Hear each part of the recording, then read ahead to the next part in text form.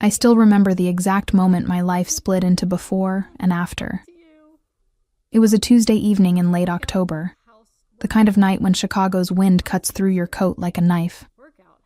I was driving back from a late meeting with a client, my headlights cutting through the fog rolling off Lake Michigan.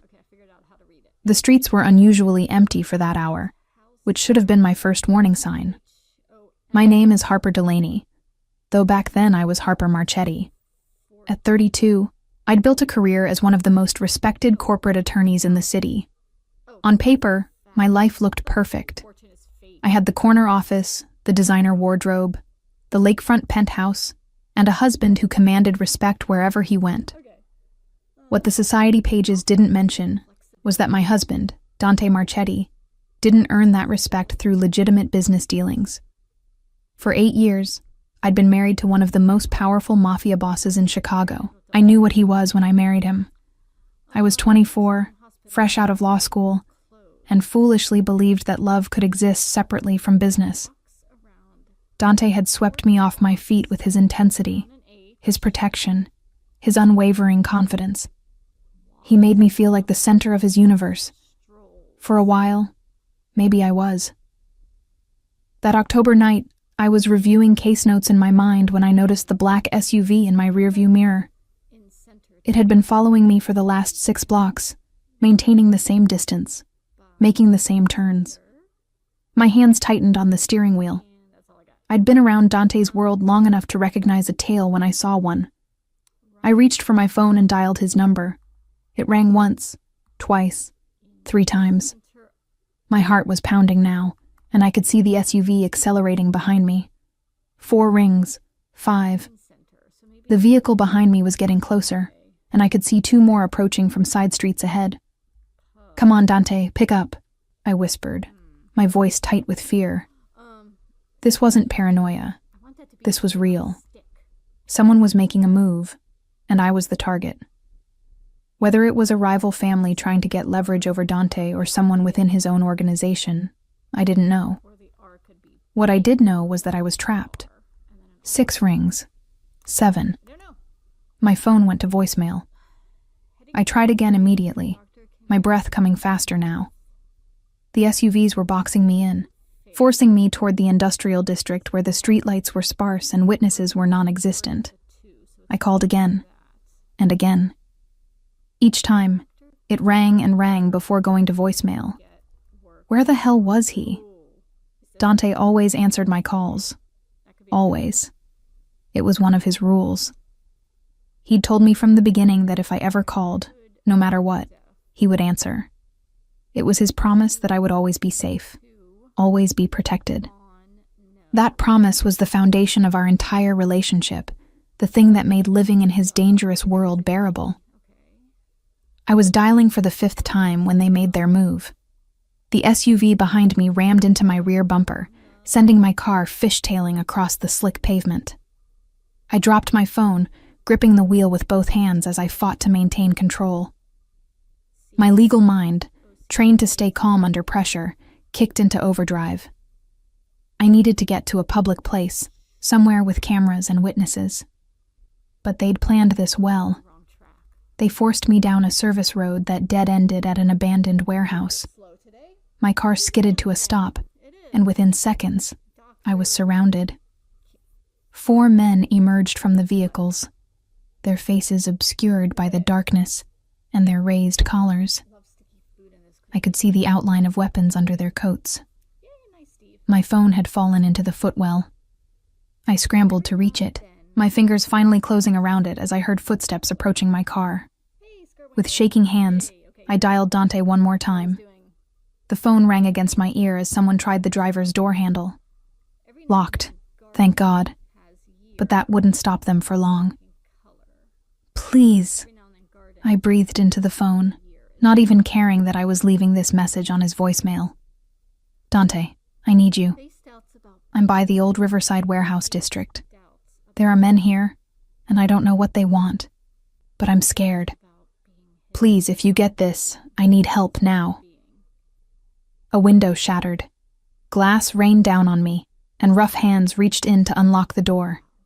I screamed, fighting against the grip that pulled me from my car. My phone clattered to the ground, still connected to Dante's voicemail, recording everything. "Mrs. Marchetti," one of them said, his voice cold and professional. "You're coming with us." "Who sent you?" I demanded, trying to keep my voice steady, even as terror coursed through my veins. "What do you want?" They didn't answer. Instead, they started dragging me toward one of the SUVs. I fought, using every self-defense move I'd learned, but there were too many of them. My mind was racing through possibilities. Was this the Calabrese family, finally making good on their threats after Dante had muscled in on their territory? Or the Russians, who'd been circling Chicago's waterfront operations like sharks?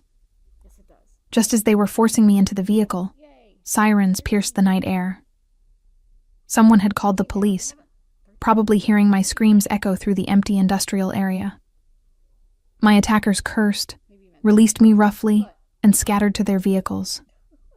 Within seconds, they were gone, leaving me collapsed on the wet pavement, my designer suit ruined, my body shaking with adrenaline and shock. The police found me there, and I gave them a statement that revealed nothing useful. I couldn't tell them the truth about who my husband was, or why someone might want to kidnap me. Instead, I claimed it was a random carjacking, that I'd scared them off by fighting back. The officers seemed skeptical but had no evidence to contradict my story.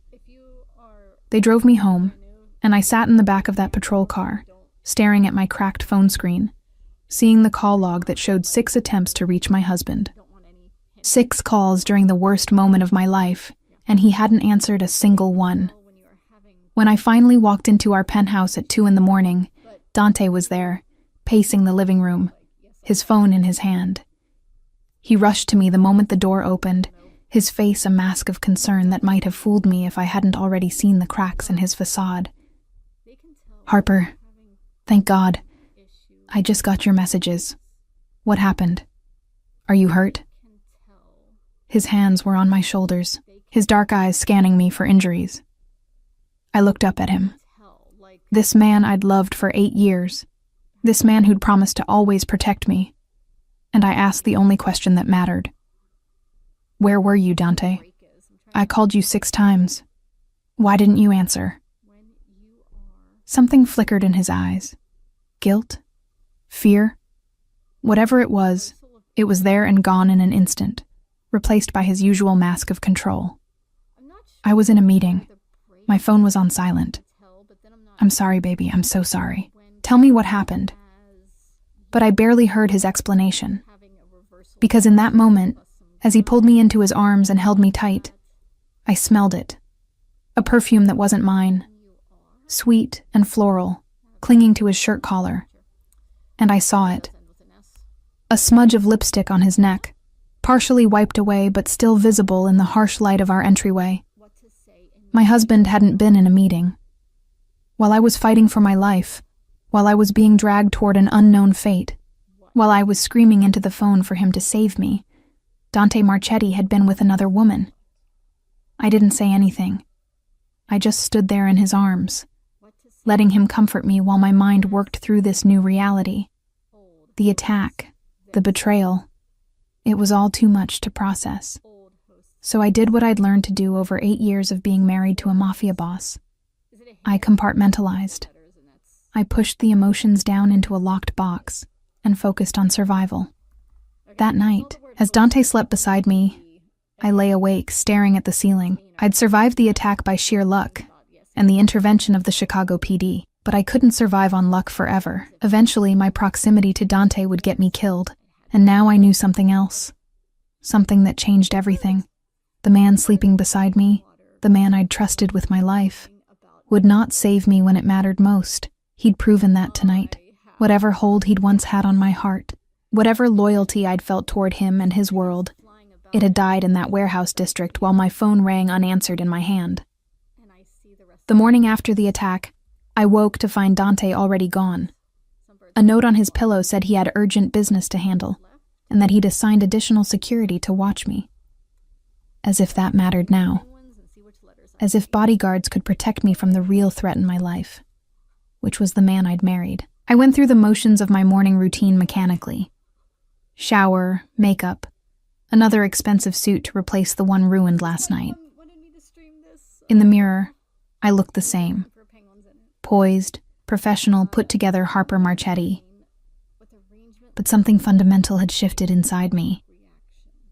I could feel it like a hairline fracture in glass, waiting for the right pressure to shatter completely. At the office, I couldn't concentrate. Every time I tried to focus on a contract or a brief, I saw Dante's face as he'd lied to me. I was in a meeting. The words echoed in my mind, hollow and false. I picked up my phone a dozen times, wanting to call him, to confront him, to demand the truth. But each time I set it down again, because the truth was I wasn't ready to hear it. Not yet. Once I knew for certain, once the suspicion became confirmed fact, I'd have to make a decision. And I wasn't sure I was ready for the choice that lay ahead. It took me 3 days to work up the courage to look for proof.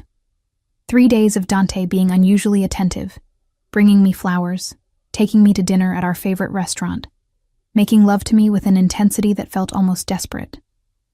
3 days of me playing the role of the grateful, shaken wife, who was so thankful her husband was taking care of her.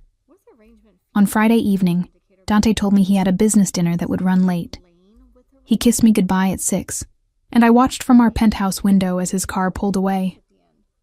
Then I did something I'd never done in 8 years of marriage. I followed him. I'd borrowed a car from one of my junior associates, telling her mine was in the shop. Dante's men wouldn't recognize it. I kept several cars back as I tailed his black Mercedes through downtown Chicago. My heart was hammering, and my palms were sweaty on the steering wheel. Part of me wanted him to actually go to a business dinner, to prove my suspicions wrong. But a larger part of me, the part that had felt that perfume on his collar and seen that lipstick on his neck, knew better. He didn't go to any of his usual restaurants or meeting locations.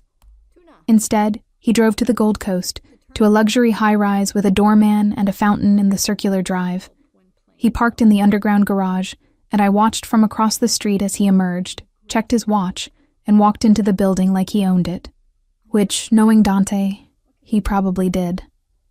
I waited 15 minutes, then walked across the street. The doorman eyed me with professional courtesy, but didn't stop me. I'd dressed carefully for this. Another expensive suit, heels, my hair and makeup perfect. I looked like I belonged there, like I was just another wealthy resident or guest. The elevator directory listed the penthouse as Unit 4201. I pressed the button and rode up in silence, my reflection staring back at me from the mirrored walls. Who was I becoming? The kind of woman who followed her husband, who suspected betrayal around every corner. But then again, I'd never been a naive woman. I'd married into the mafia with my eyes open. Maybe I'd just been blind to the personal betrayals, focused too much on the criminal ones. The elevator opened directly into the penthouse foyer. I could hear music playing softly from inside, and voices. Dante's deep rumble, and a woman's laugh, light and carefree, the kind of laugh I hadn't made in years. The door wasn't locked. I pushed it open silently and stepped inside. The penthouse was stunning, all floor-to-ceiling windows and modern furniture in shades of cream and gold. And there, in the living room with a view of the Chicago skyline spread out behind them, was my husband. He had his arms around a woman in a red dress. She was younger than me, maybe late 20s, with long dark hair and the kind of curves that made men stupid. She was laughing at something he'd said, her head thrown back, her hand on his chest. And Dante was looking at her the way he used to look at me, like she was the only person in the world that mattered. I stood there in the doorway, and the rational part of my brain cataloged details. The intimate way they stood together, the opened wine bottle on the coffee table, the casual comfort that spoke of this not being the first time they'd been here together, the overnight bag by the sofa that definitely wasn't Dante's style. And then the woman turned, saw me, and screamed. Dante spun around, and I watched the color drain from his face. For a moment, we all just stood there, frozen in a tableau of betrayal. Then Dante moved toward me, his hands raised like he was approaching a dangerous animal. "Harper," he said, his voice carefully controlled. "This isn't what you think." I laughed, actually laughed, a bitter sound that surprised even me. "Really, Dante? That's what you're going with? Because it looks exactly like what I think. It looks like you're here with your mistress in a penthouse you probably bought for her while I was home alone, still recovering from nearly being kidnapped." The woman in the red dress moved then, grabbing her purse. "I should go." "No," I said sharply, and she froze. "You should stay. You should hear this. What's your name?" She glanced at Dante, who gave the barest shake of his head, but she answered anyway. "Scarlet." "Of course it is," I said, and laughed again. "Scarlet, perfect. Tell me, Scarlet, did he tell you he was married? Or was that just a minor detail he forgot to mention?" "Harper, don't do this," Dante warned, his voice taking on an edge. "Scarlet, leave, now." But I was done taking orders.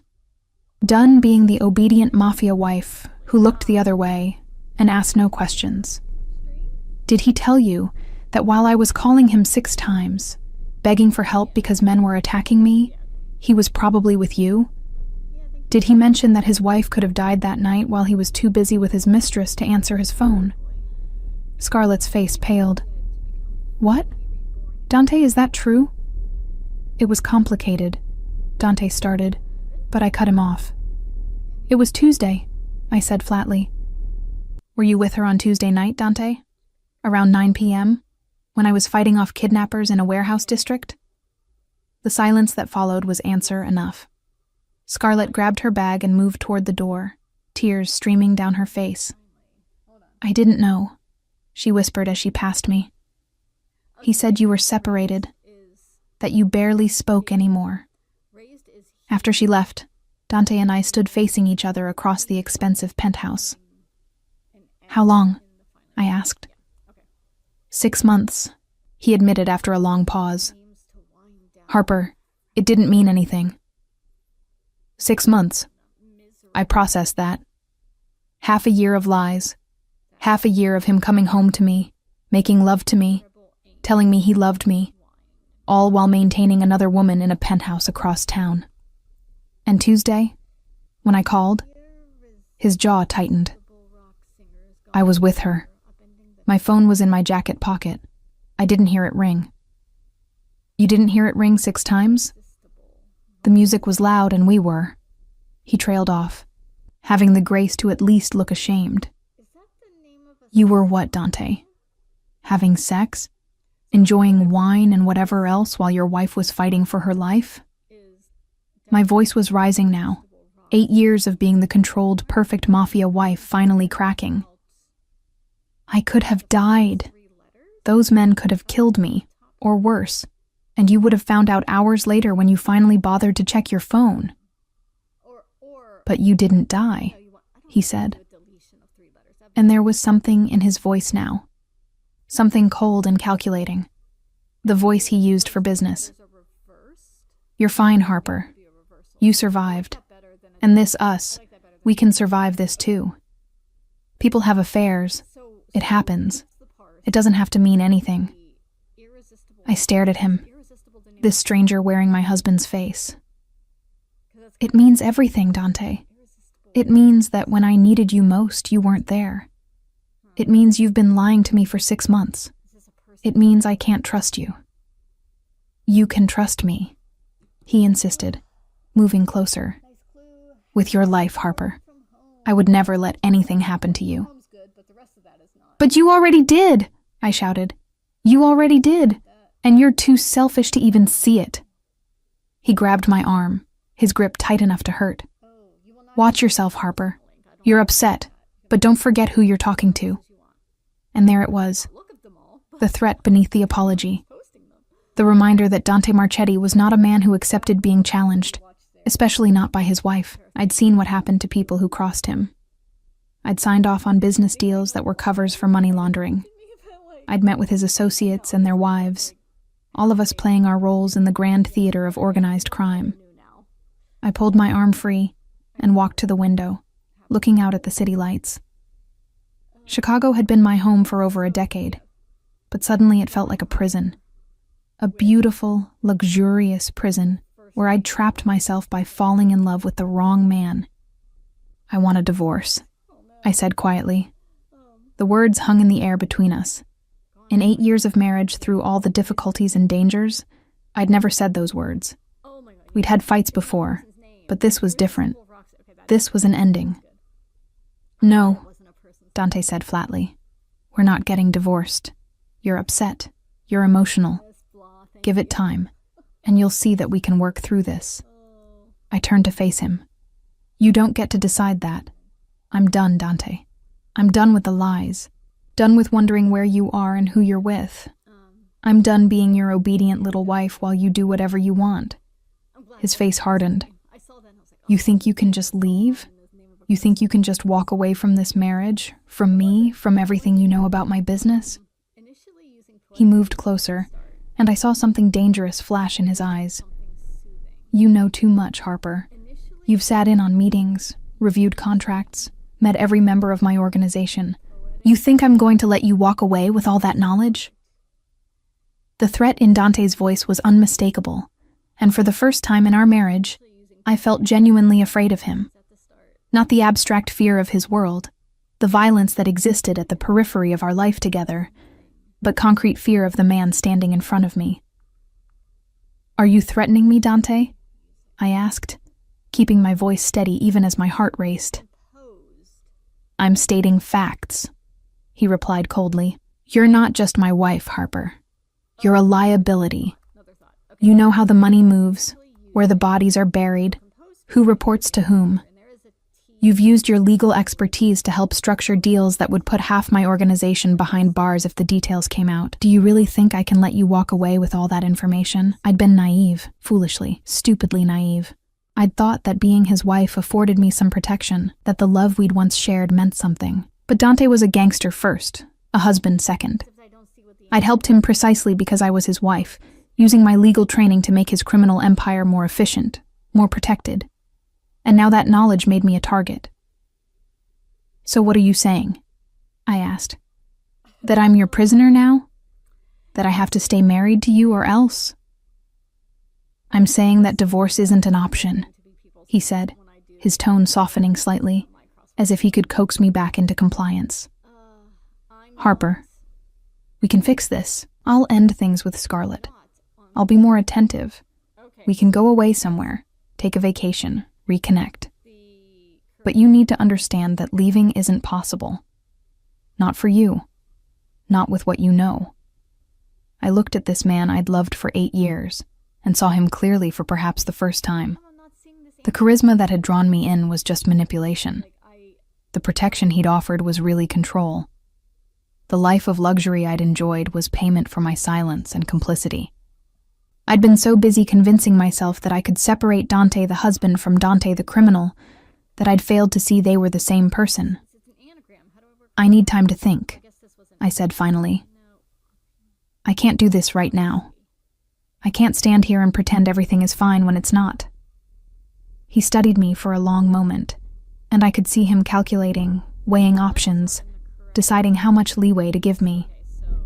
"Fine," he said eventually. "Take your time. But Harper, don't do anything stupid. Don't talk to anyone about this. Not your friends, not your family, certainly not anyone in law enforcement. Do you understand?" I nodded, not trusting myself to speak. I walked out of that penthouse and somehow made it to the car I'd borrowed. My hands were shaking so badly I could barely get the key in the ignition.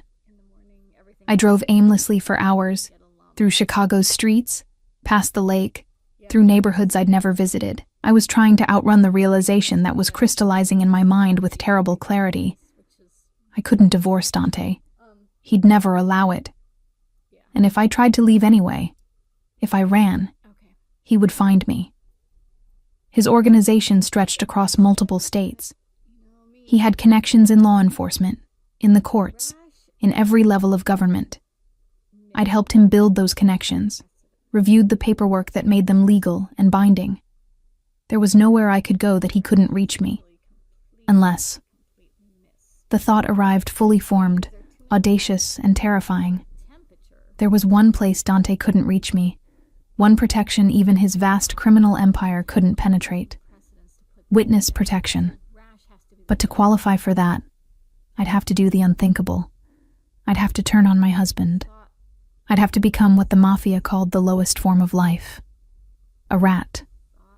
I drove home as dawn was breaking over Lake Michigan, the sky turning from black to gray to pale pink. Dante wasn't there. A text on my phone said he'd stayed at one of his properties downtown, giving me space like I'd asked. How considerate of him. How calculated. I made coffee and sat at our dining room table, looking out at the view I'd once loved. The penthouse had been our first home as a married couple. Dante had carried me over the threshold, and we'd christened every room with the desperate passion of newlyweds. That seemed like a lifetime ago now. A different Harper. Married to a different Dante. Or maybe just blind to who he really was. My phone buzzed. A message from my law partner, Monica, asking if I was coming into the office. I'd completely forgotten it was Monday. I texted back that I was taking a personal day, then shut off my phone. I needed silence. I needed to think. If I went to the FBI, I could tell them everything. 8 years of accumulated knowledge about the Marchetti organization. Financial structures, key players, criminal operations from drug trafficking to money laundering to extortion. I knew it all. I'd helped design some of it. God help me. With my testimony, they could take down not just Dante but his entire network. But the cost would be everything. My identity, my career, my life in Chicago. Everyone I knew. Every relationship I'd built. Gone. I'd have to disappear. Become someone else. Start over somewhere new with nothing but what the federal government deemed necessary for my survival. And I'd have to live with the knowledge that I'd betrayed the man I'd once loved enough to marry. Could I do it? Could I be that person? The answer came surprisingly easily. Yes. Because Dante had already betrayed me in every way that mattered. He'd broken our vows with his infidelity. He'd endangered my life with his negligence. And he'd made it clear that he saw me not as a partner or even a person, but as an asset to be controlled.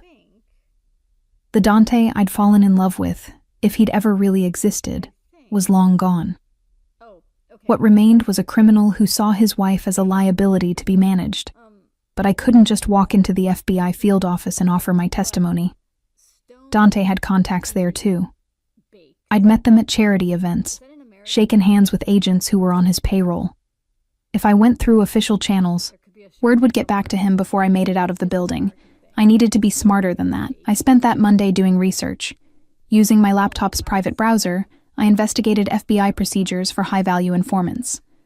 I learned about the Witness Protection Program, officially called WITSEC. I read about other mob wives who'd turned on their husbands, their testimonies that had brought down entire criminal organizations. Some of them had survived. Others hadn't been so lucky. The key, I realized, was having leverage before I made contact. I needed evidence, documented proof that was so valuable the FBI would have no choice but to protect me. Fortunately, I had access to almost everything. As Dante's wife and legal advisor, I had passwords to accounts, keys to safe deposit boxes, knowledge of where the most damaging evidence was kept. Over the next 2 weeks, I played the role of the reconciling wife to perfection. I accepted Dante's apologies. I agreed to give our marriage another chance.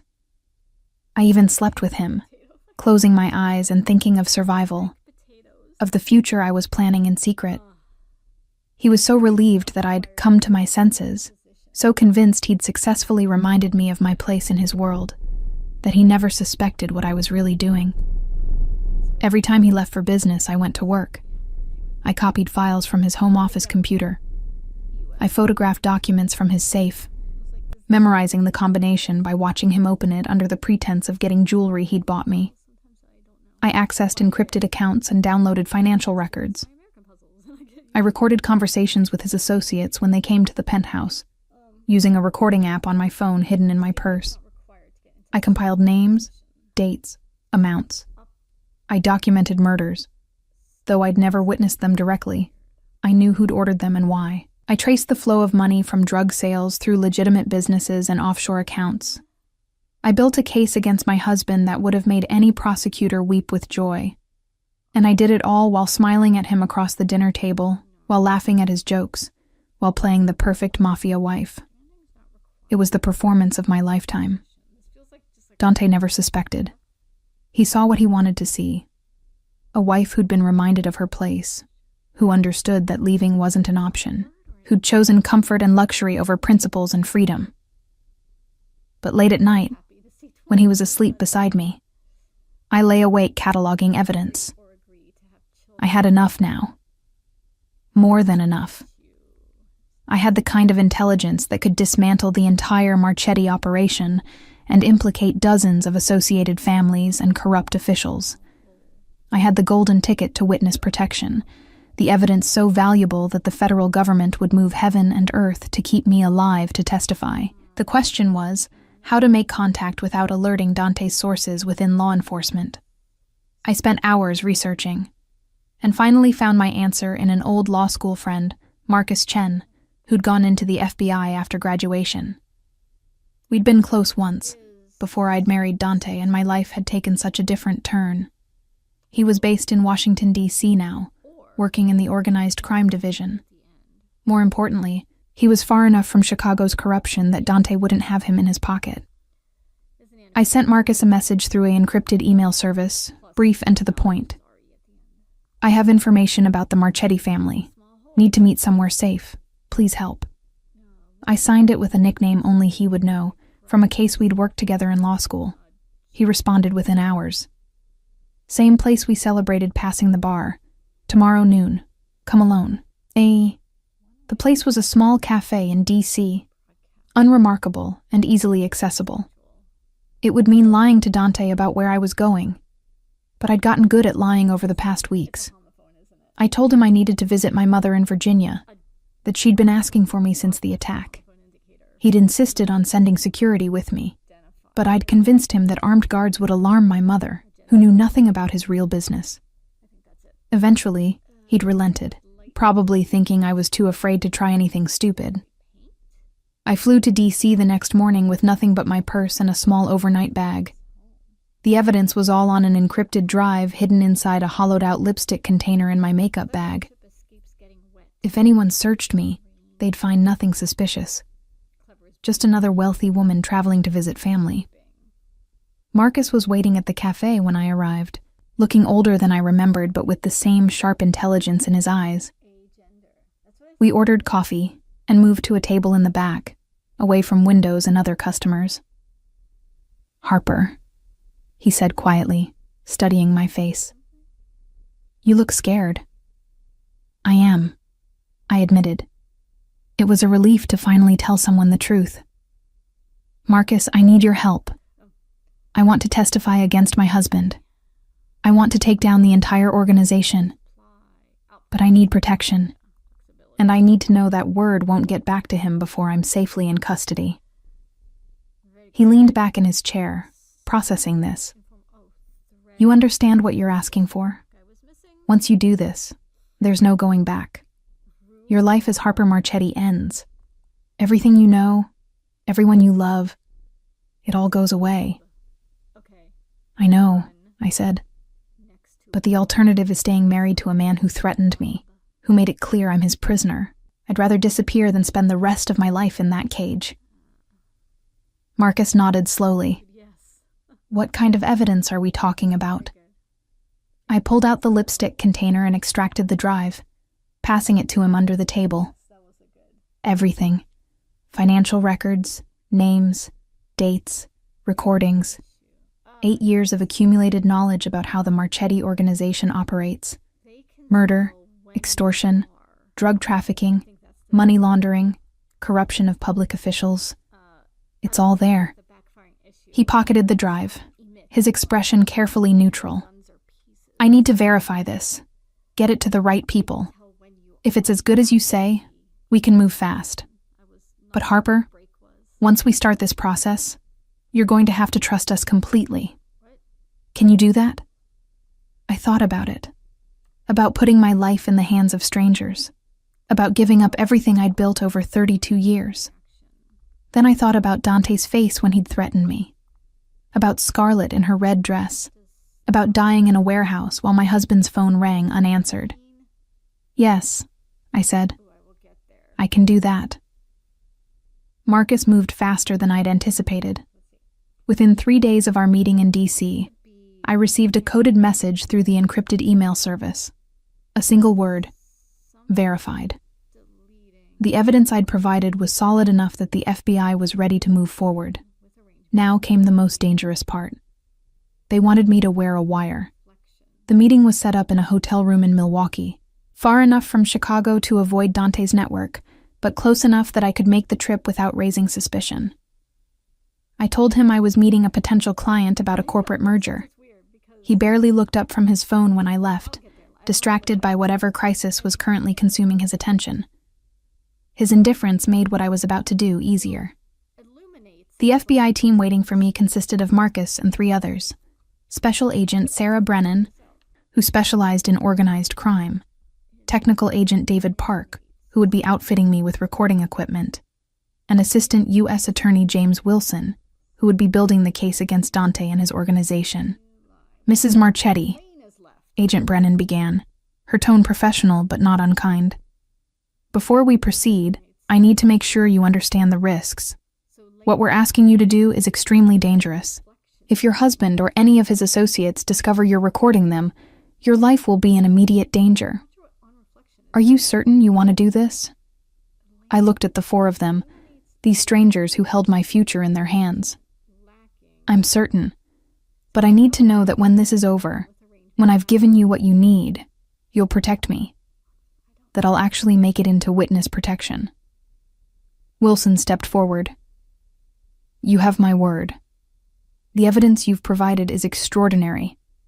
With your testimony, we can take down not just Marchetti, but at least 30 associated criminals and corrupt officials. You're the most valuable witness we've had in a decade. We will protect you. David began explaining the technical aspects. The device was incredibly small, sewn into the lining of a designer handbag that looked exactly like ones I already owned. It would record audio with crystal clarity and had a battery life of 8 hours. There was a panic button disguised as a lipstick that would alert the FBI if I was in immediate danger, though they warned me that depending on where I was, help might not arrive in time. The key, Marcus explained, is to be natural. Don't ask leading questions or try to get him to confess to specific crimes. Just have normal conversations. He'll incriminate himself if you give him space to talk. Men like Dante, they can't help but brag about their power, especially to their wives. Over the next 3 weeks, I recorded everything. Conversations over breakfast about territorial disputes with the Calabrese family. Phone calls I accidentally overheard about shipments coming in from overseas. Dinner parties where Dante and his associates discussed business while their wives pretended not to hear. I captured it all, walking through my life like a ghost, playing a role, waiting for it to end. The night that changed everything came exactly 23 days after I'd started recording. Dante came home late, around 11, his mood dark and volatile. I was in the bedroom, the recording device in my purse on the nightstand, always within reach now. He'd been drinking. I could smell the whiskey on his breath when he came in. We have a problem, he announced, loosening his tie with jerky, aggressive movements. Marco thinks there's a leak. Someone's been talking to the feds.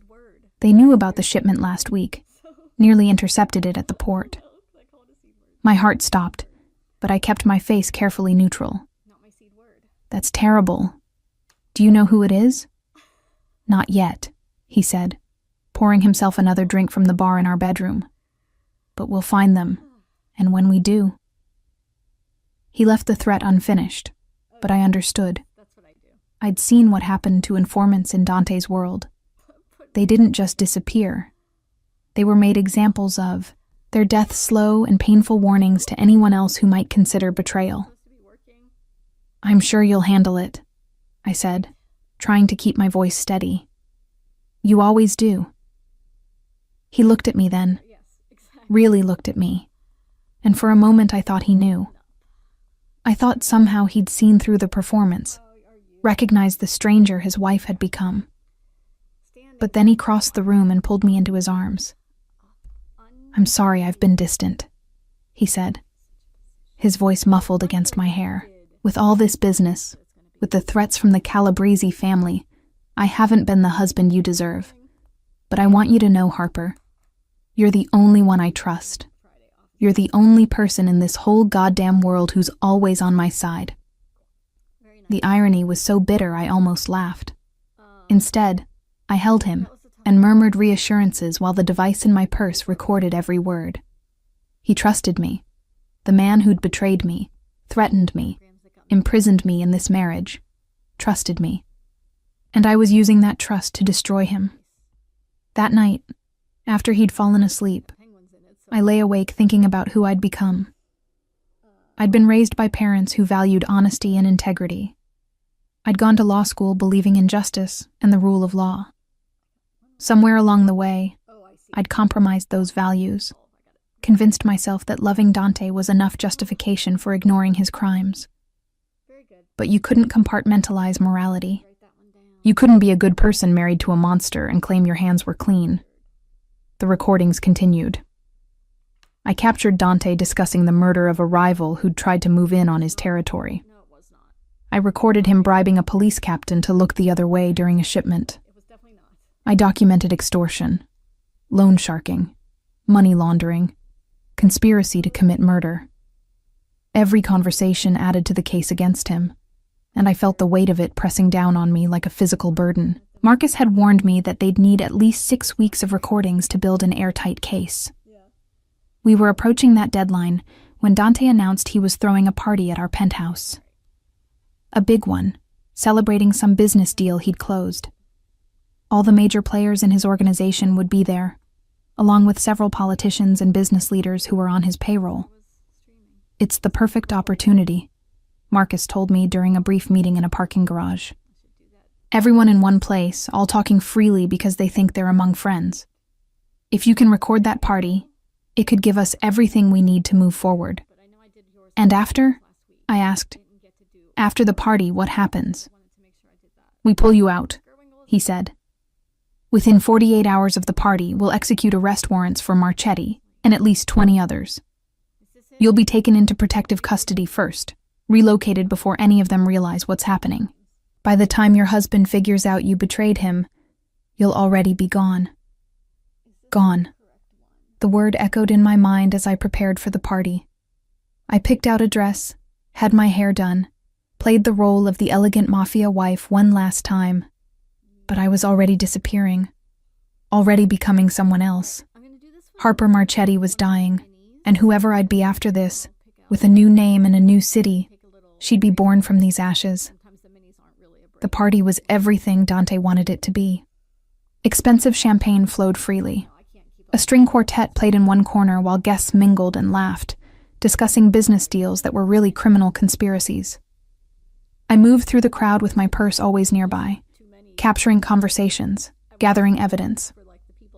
I watched Dante work the room, charming politicians and intimidating rivals in equal measure. He was brilliant at it, I had to admit.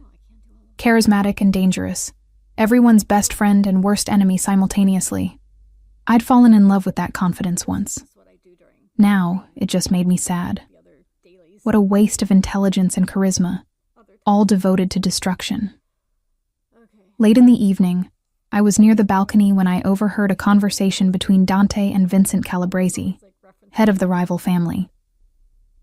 They thought they were speaking quietly, but the recording device picked up every word. "We need to put aside our differences," Vincent was saying. "This investigation, it's getting too close. If we don't work together, we both go down." "What investigation?" Dante asked, his voice sharp with alarm. "The feds have been asking questions. About our operations. About the money. Someone's been talking, Dante. Someone close enough to both our organizations to know how everything works." I felt the blood drain from my face. I turned away, trying to look casual as I moved back toward the main room, but my mind was racing. They were getting too close to the truth. If they started seriously investigating who might be the informant, how long before they looked at me? I'd been so careful, but I was the obvious choice. I knew everything about both families, had access to all the information the FBI would need. I needed to signal Marcus. We needed to move up the timeline, get me out, before Dante started connecting the dots.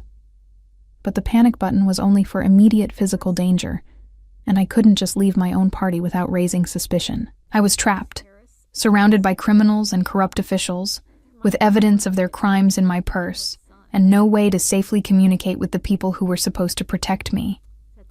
I made it through the rest of the party on autopilot, smiling and making small talk while my mind calculated escape routes and contingencies.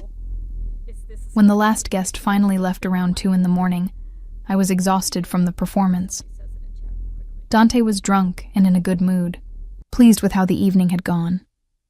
He pulled me close as we stood on the balcony overlooking the city. "Did you have fun tonight, baby?" "It was a wonderful party," I said, and it wasn't even a lie. In a twisted way, it had been perfect.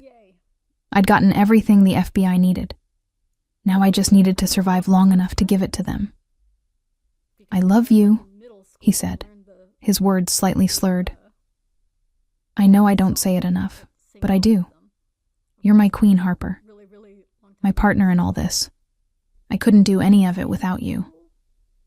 I looked out at Chicago's glittering lights and wondered if I'd ever see this view again.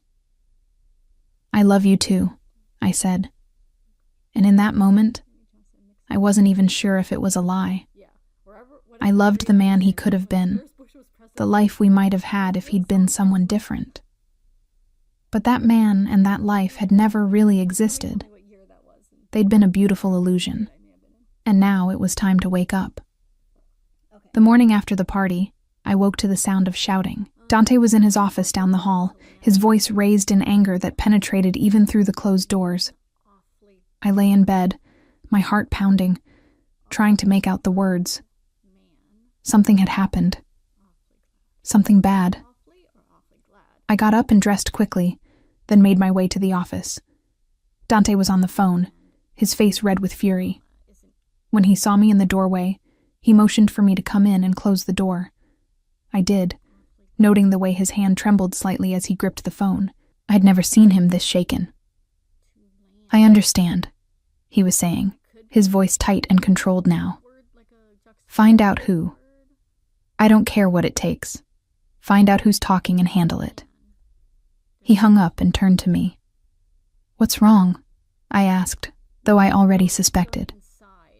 3 of my warehouses were raided this morning. Simultaneous FBI operations. They knew exactly where to look, what they'd find. This wasn't luck, Harper. Someone gave them detailed information about our storage locations. My mouth went dry, but I forced myself to look concerned rather than terrified. "That's horrible.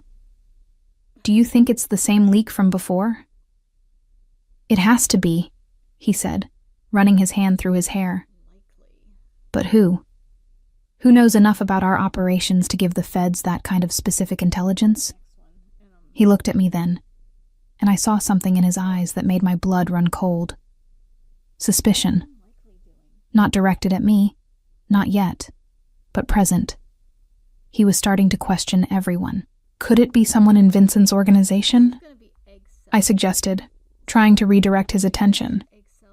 "You two were talking last night about the investigation. Maybe it's someone trying to take you both down." He considered this, nodding slowly. "Maybe. Or maybe it's someone closer." His phone rang again, and he answered it, his eyes never leaving my face as he listened. "Bring him to the warehouse on 5th Street. I'll be there in an hour." He hung up and grabbed his jacket. "I have to go. Don't leave the penthouse today. I'm having Marco station men outside." "Dante, you're scaring me. What's happening?"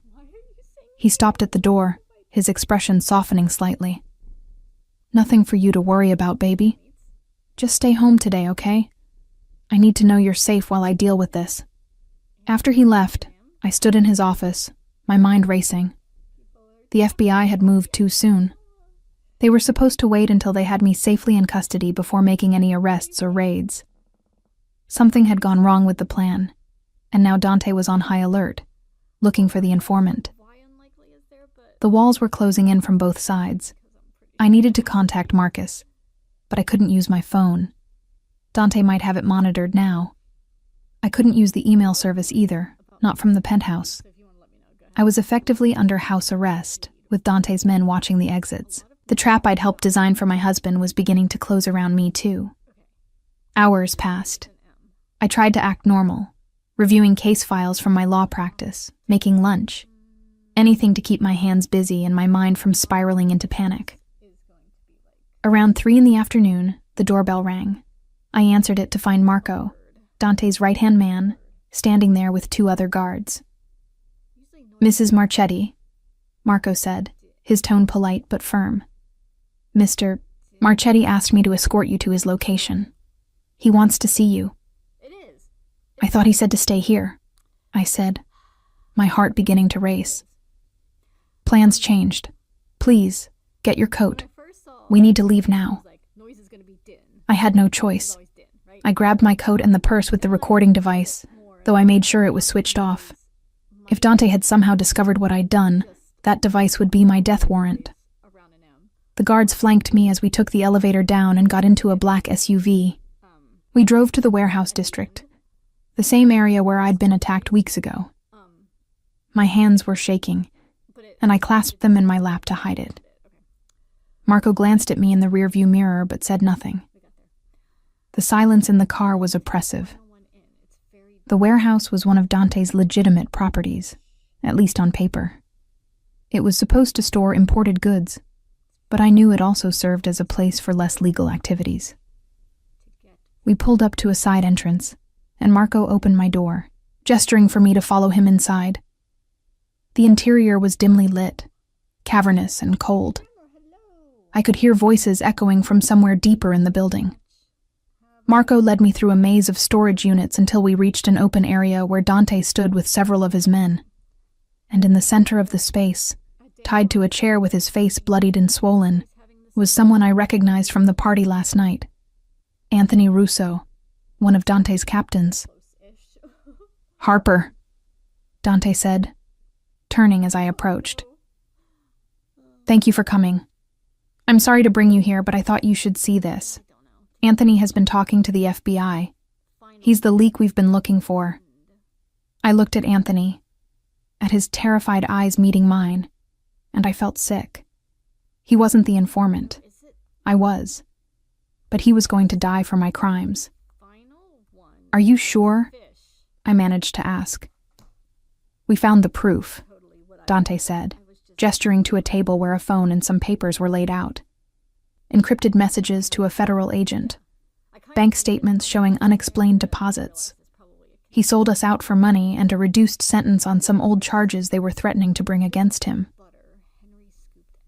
It was all fabricated, I realized with dawning horror. They'd manufactured evidence to pin the leaks on Anthony. Maybe they really believed it was him, or maybe they just needed someone to blame, someone to make an example of. Either way, Anthony was going to die because of me. "I want you to understand something," Dante said, moving closer to me. "This is what happens to rats in my organization. There's no forgiveness, no second chances. Betrayal is paid for with blood." He pulled out a gun and handed it to me. "I want you to do it." I stared at the weapon in my hand, its weight foreign and terrible. "What? Dante, I can't." "Yes, you can," he said firmly. "You're my wife, my partner. I need to know that you understand the rules of this world, that you're truly with me. So you're going to execute this traitor, and then we're going to move forward together, stronger than ever." This was a test. I understood that immediately. Whether he truly suspected me or not, He was testing my loyalty, seeing if I could kill to prove I was part of his world. And if I refused, if I showed weakness or hesitation, his suspicion would turn toward me. Anthony was sobbing now, trying to speak through his broken jaw. "Please," he managed to say. "Mrs. Marchetti, please, I didn't do anything. I swear on my children's lives. I'm not the rat." I looked from Anthony to Dante to the gun in my hand. Every choice led to death. If I shot Anthony, I became a murderer, crossed a line I could never come back from. If I refused, I revealed my true loyalties, and Dante would kill us both. And if I tried to run, the guards surrounding us would stop me before I made it 10 feet. "I can't," I said, lowering the gun. "Dante, I'm your wife, not your executioner. I can't just kill someone, even if he did betray you." Dante's expression hardened. "Can't or won't?" "Both," I said, my voice stronger now. "I love you, but this isn't who I am. I won't do this." For a long moment, he just stared at me. Then he took the gun from my hand, pressed it against Anthony's temple, and fired. The sound echoed through the warehouse, impossibly loud. Anthony's body slumped in the chair, and I couldn't stop the scream that tore from my throat. Dante grabbed my arm, his grip bruising. "Get her out of here," he ordered Marco. "Take her home, and don't let her out of your sight." The ride back to the penthouse was a blur. I was in shock, the image of Anthony's execution playing on repeat in my mind. Marco and 2 guards escorted me upstairs and positioned themselves in our living room. I was a prisoner now, in all but name. I went to the bathroom and locked the door, turning on the shower to cover any sound. Then I pulled out my phone and risked sending a message to Marcus through the encrypted service. "Compromised. Need extraction now. He's testing me. Someone died. Please help." I deleted the message thread and hid the phone in a tampon box under the sink, somewhere Dante's men were unlikely to look. Then I sat on the bathroom floor and tried not to fall apart. I'd gotten Anthony killed. He'd died for my betrayal, taking the blame for crimes I'd committed. His blood was on my hands as surely as if I'd pulled the trigger. Hours passed. Dante came home late, smelling of whiskey and gunpowder. He didn't speak to me, just went to his office and closed the door. I lay in our bed alone, staring at the ceiling, wondering if Marcus had gotten my message, if help was coming, or if I was going to die in this penthouse, another victim of the world I'd been foolish enough to marry into. The next morning, everything changed. I woke to the sound of helicopters and shouting. I ran to the window and saw FBI agents swarming the building. Dante burst into the bedroom, wild-eyed and desperate. "You," he said, understanding dawning in his eyes. "It was you. All this time, you were the rat." I didn't deny it. There was no point. "Yes," I said simply. He moved toward me, and I saw murder in his eyes. But before he could reach me, the bedroom door crashed open. Federal agents flooded in, weapons drawn, shouting for Dante to get on the ground. Marcus was among them, and he moved to stand between me and my husband. "Dante Marchetti, you're under arrest," one of the agents began, reading him his rights as they forced him to his knees and cuffed him. Dante was staring at me the whole time, his expression a mixture of rage and something that might have been hurt. "How long?" he asked. "Since the night you ignored my calls," I said. "Since the moment you chose her over me." They dragged him out, still staring at me over his shoulder. The last thing I saw was the realization on his face that he'd lost everything, destroyed by the woman he'd underestimated and betrayed. The FBI took me to a safe house immediately after Dante's arrest. It was a nondescript building in a suburban neighborhood, the kind of place you'd pass without a second glance. They confiscated my phone, my purse, everything that connected me to my former life. I was given a room with basic furnishings and told to wait while they processed the evidence and prepared for the trials.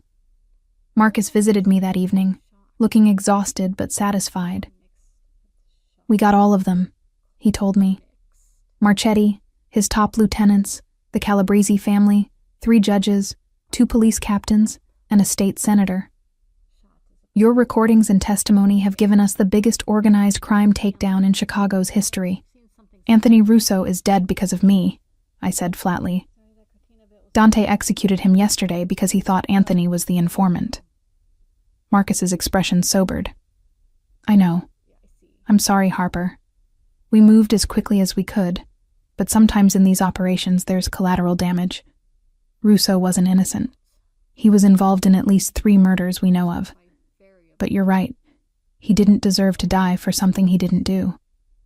That makes me feel so much better," I said bitterly. "I'm not trying to make you feel better," he replied. "I'm trying to be honest with you. You did the right thing by coming to us. You're saving lives by taking these people off the streets. But yes, there's a cost. There's always a cost." Over the next few weeks, I lived in limbo. FBI agents and prosecutors came and went, preparing me for testimony, walking me through the evidence, building their cases. I learned that Dante had been denied bail, considered too much of a flight risk and a danger to witnesses, particularly me. They'd found explicit orders he'd given from jail to have me killed. His own wife, the woman he'd claimed to love. The reality of what I'd done began to sink in during those weeks. I destroyed not just Dante, but dozens of others. Some were violent criminals who deserved what they got. Others were more peripheral, people who'd gotten caught up in the organization and would now spend years in prison. Wives would lose husbands. Children would grow up without fathers. Businesses would collapse. It was a domino effect of destruction, and I'd pushed the first tile. But when I thought about the alternative, about staying silent and complicit, about the people Dante's organization had hurt and would continue to hurt, I knew I'd made the right choice. It just didn't feel righteous. It felt like survival, messy and complicated and morally gray. The trials began in early spring. I testified for 3 weeks straight, telling my story over and over to different juries. Defense attorneys tried to paint me as a vengeful wife, motivated by anger over infidelity rather than justice. They weren't entirely wrong. My betrayal had started with Dante's, with his choice to ignore my desperate calls while he was with his mistress. But it had become something more than revenge. It had become about reclaiming my agency, my morality, my life. Dante's trial was the hardest.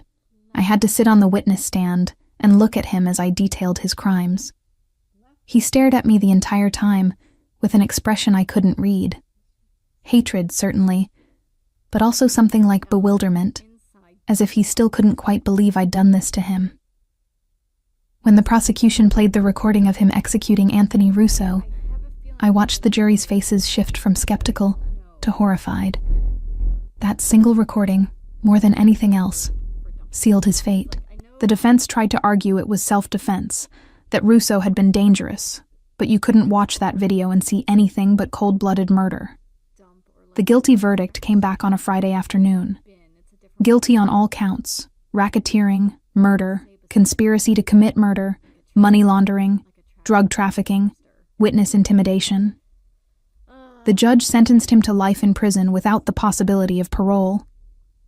Dante showed no emotion as the sentence was read. He just kept staring at me until the marshals led him away. I testified at 6 more trials over the following months. Each resulted in convictions. The evidence I'd gathered, combined with my insider testimony, was overwhelming. The Marchetti organization was dismantled completely, its assets seized, its members either in prison or on the run. Finally, it was over. The last trial concluded in August, almost a year after I'd first contacted Marcus. The U.S. Marshals Service took over then, preparing me for my new life in witness protection. I met with my handlers in a conference room, going over the details of my disappearance.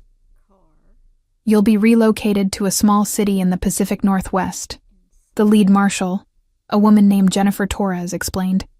We've created a complete identity for you. Birth certificate, social security number, employment history, everything. Your name will be Emily Carson.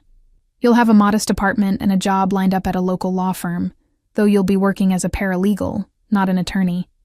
We can't risk someone recognizing your legal work. Can I ever practice law again? I asked. It hurt to think about giving up my career, the thing I'd worked so hard to build.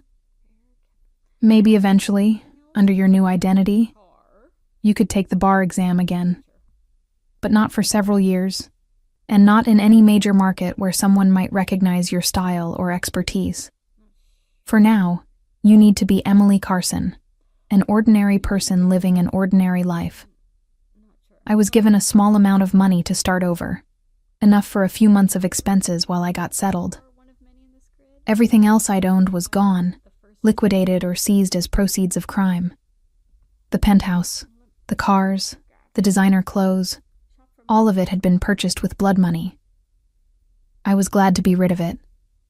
The last thing I did before disappearing was visit my mother. She'd been kept in the dark about everything for her own protection, told only that I was leaving Dante and needed to get away for a while. The marshals allowed me one supervised visit to say goodbye. She held me as I cried, not understanding why I was leaving or why I couldn't tell her where I was going. "You'll be okay," she whispered. "Whatever happened, whatever you did, you're strong enough to survive it. You're my daughter, and I'm proud of you." I wanted to tell her everything, about the danger I'd been in, about the choice I'd made, about the person I'd become, and the one I hoped to be. But all I could say was, "I love you. I'm sorry. Please know that I had to do this." "I know," she said, though she couldn't have known. "I know, baby. Be safe." Then Emily Carson was born, and Harper Marchetti ceased to exist. My new city was smaller than Chicago, quieter, perched between mountains and ocean. The apartment the Marshalls had arranged was modest but comfortable, a one-bedroom in a building full of other ordinary people living ordinary lives. I started my paralegal job at a local firm that specialized in real estate law, as far from criminal work as I could get. The first few months were the hardest. I was lonely in a way I'd never experienced before. I couldn't contact anyone from my old life. My mother, my friends, my colleagues, they all thought I'd disappeared, either dead or in hiding from Dante's organization. In a way, I had. Harper had died the day she'd walked out of that courtroom for the last time. But Emily slowly came to life. I made small talk with my coworkers. I joined a book club at the local library. I started running along the waterfront in the mornings, something Harper in her designer heels and power suits had never done. I learned to cook, really cook, not just heat up takeout or attend catered dinner parties. I adopted a cat from a shelter and named him Justice, a small private joke that no one else would understand. A year into my new life, I met someone. His name was Daniel, and he was a high school teacher, as far removed from Dante's world as a person could be. We met at a coffee shop when we both reached for the last blueberry muffin. He smiled and offered it to me, and somehow that simple gesture of kindness made me want to cry. We started dating slowly. He knew nothing about my past, believed the cover story the Marshalls had created about me moving here after a difficult divorce. He was kind and patient and normal in ways that felt miraculous after years in Dante's dangerous world. We talked about books and movies and what we'd do when we retired. Simple things, safe things. 2 years after entering witness protection, Daniel proposed. I said yes, even though I knew I could never tell him the whole truth about who I'd been. Emily Carson could marry him and build a life together. Harper Marchetti would remain buried, a ghost that only I remembered. The wedding was small, just a few friends we'd made, and Daniel's family. No one from my past was there because no one from my past could know I existed. But standing there in a simple dress in a small garden venue, promising to love and cherish this good man, I felt something I hadn't felt in years. Hope. I still think about Chicago sometimes, about the life I had, the woman I was. I read news articles online about the aftermath of the trials, about how the city's crime rate dropped, about the families who found justice because I'd spoken up. The FBI estimated that my testimony had helped solve 17 previously cold murder cases and prevented countless future crimes. But I also think about Anthony Russo, about the price he paid for my choices. I think about Dante, spending the rest of his life in a maximum security prison. And I wonder if he ever understands why I did what I did. I doubt it. Men like him don't understand that there are things more important than power and control. They don't understand that love without respect is just another form of prison. Sometimes I dream about the night I called him 6 times. In the dreams, he answers. He leaves his mistress and comes to save me. And somehow that changes everything. We get a second chance, a different life. But then I wake up and remember the truth. That version of Dante never existed. The man I married was always going to choose himself over me. I was just too in love to see it clearly. Emily's life is smaller than Harper's was, but it's mine. I own it completely, every choice and consequence. I work hard at my paralegal job and come home to my husband and my cat and my small apartment with a view of the mountains. I volunteer at a women's shelter, helping other women escape dangerous situations, though I can never tell them I truly understand what they're going through. I'm building something real and honest, one day at a time. 3 years after my testimony, I received a message through my Marshall handler. It was from Marcus, now promoted to supervisory special agent. The message was brief. Thought you'd want to know. Scarlett testified that Marchetti called her that night, your night. She confirmed he was with her and ignored multiple calls from you. It's in the record now. Everyone knows what he chose. I didn't know how to feel about that. Vindicated? Sad? It didn't change anything, really. But maybe it mattered that the truth was documented somewhere, that history would record not just my betrayal, but his. The last communication I received from anyone connected to my old life came 5 years after I'd entered witness protection. My mother had passed away, and the marshals had debated telling me. They'd decided I deserved to know, even though I couldn't attend the funeral. She'd died believing I was alive somewhere, safe and happy. I hoped that had brought her some comfort. I grieved alone, unable to share my loss with anyone who'd understand. Daniel held me while I cried, thinking I was mourning the end of a relationship that had already been long over. In a way, I was. I was mourning Harper, the daughter who'd disappointed her mother by marrying into the mob, who'd then disappeared without explanation. I was mourning all the conversations we'd never have, all the explanations I could never give. But I was also celebrating what my mother had given me, the strength to leave, the moral compass that had guided me toward justice, even when it cost everything. The knowledge that I was worth more than the role Dante had assigned me. She'd raised me to be more than a mafia wife, even if it had taken me 8 years to remember that. Now, 7 years after I testified against Dante Marchetti, I'm sitting in the office I share with another paralegal at the law firm, looking out at the mountains and thinking about how strange life is. Harper Marchetti is dead. Her life ended in a courtroom with the fall of a gavel, but Emily Carson is alive, and against all odds, happy. Not the glossy, superficial happiness of my old life, but something deeper and more sustainable. I'll never be able to go back to Chicago. I'll never practice law at the level I once did. I'll never see most of the people I once knew or reclaim any part of the life I built before. But I'm free. Truly free. In a way I never was even before I married Dante. Free from his control, from his world, from the complicity that had slowly been eating away at my soul. Sometimes freedom looks like a life sentence. You lose everything familiar and have to rebuild from nothing. But standing on the other side of it now, I can say with certainty that it was worth it. Every sacrifice, every loss. every moment of fear and loneliness. Because the alternative was a different kind of prison, one I'd walked into willingly but would have died in, either literally or spiritually. I testified against my husband and brought down his empire. I became the thing he feared most, the woman who refused to be controlled. And now I'm the thing he never imagined I could be. Happy without him, whole without his world, free in a way he'll never understand from behind his prison walls. That's my revenge. Not his life sentence, though that matters too. My revenge is this life I've built, this quiet joy I've found, this proof that he never owned me completely, no matter how much he thought he did. Harper Marchetti might be gone, but she went down fighting. And Emily Carson rose from those ashes, scarred but surviving, broken but healing, afraid but brave enough to keep going.